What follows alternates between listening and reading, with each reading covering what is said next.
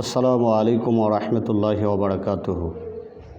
আলহামদুলিল্লাহি ওয়াহদা ওয়াসসালাতু ওয়াসসালামু আলা মান লা নাবিয়্যা বা'দা আম্মা বা'দ।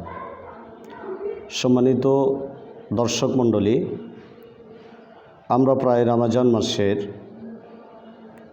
একেবারে সন্নিকটে চলে এসেছি। আর দু একদিন পরেই শুরু হতে যাচ্ছে আমাদের সেই প্রতীক্ষিত প্রত্যাশিত বরকতময় পবিত্র মাস মাহে রমজান, যা আমাদের সামনে রহমত, মাগফিরাত, মুক্তি, অফুরন্ত ও অগণিত কল্যাণ এবং বারাকা নিয়ে আমাদের মাঝে উপস্থিত হতে যাচ্ছে। এটি সেই মাস যেই মাসে নাজিল হয়েছে মহাগ্রন্থ আল কোরআন, যাতে খুলে দেওয়া হয় আসমানের দরজাসমূহ, জান্নাত ও রহমতের দুয়ার, এবং বন্ধ করে দেওয়া হয় জাহান্নামের দরজাসমূহ, শৃঙ্খলিত হয় শয়তান। সেই মাসটিতে যাবতীয় অন্যায়, অনাচার, পাপাচার থেকে বিরত থেকে সিয়াম, কিয়াম, তেলাওয়াত সহ অন্যান্য যাবতীয় উত্তম এবাদত বান্দিগির মাধ্যমে কাটানোর জন্য মূলত পূর্ব থেকেই আমাদের প্রস্তুতি নেওয়া উচিত। কারণ কোনো কাজ সুন্দরভাবে সুসম্পন্ন করার জন্য তার পূর্ব প্রস্তুতি অত্যন্ত প্রয়োজন। সালাফরা এই রমজানকে পেতে অধিক আগ্রহে প্রতীক্ষার প্রহর গুনতেন।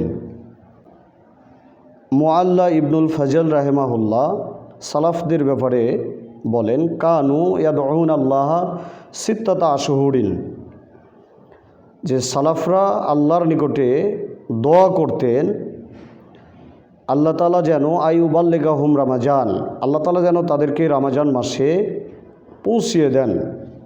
সুম্মা ইয়াদউনাহু সিত্তাতা আশহুরিন আয়াতাকাব্বালাহু মিনহুম, এরপরে তারা আল্লাহর নিকটে দোয়া করতেন 6 মাস পর্যন্ত, যে যেন আল্লাহ তাআলা তাদের এই কৃত ইবাদতকে, রমজানের কৃত আমলগুলিকে তাদের পক্ষ থেকে কবুল করিয়ে নেন।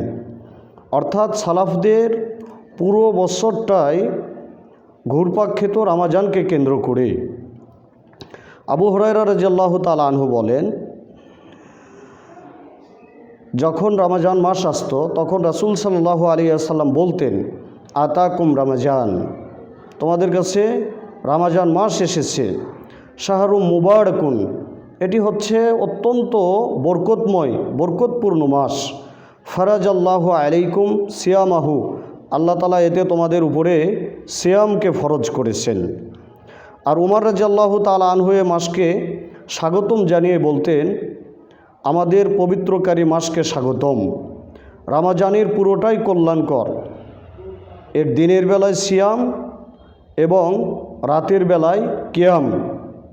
তাই আসুন আগত রমজান মাস, এই মাসে আমরা পাপমুক্ত থেকে অধিক ইবাদত সম্পাদনের মাধ্যমে অতিবাহিত করার জন্য সকলে মানসিকভাবে প্রস্তুতি গ্রহণ করি।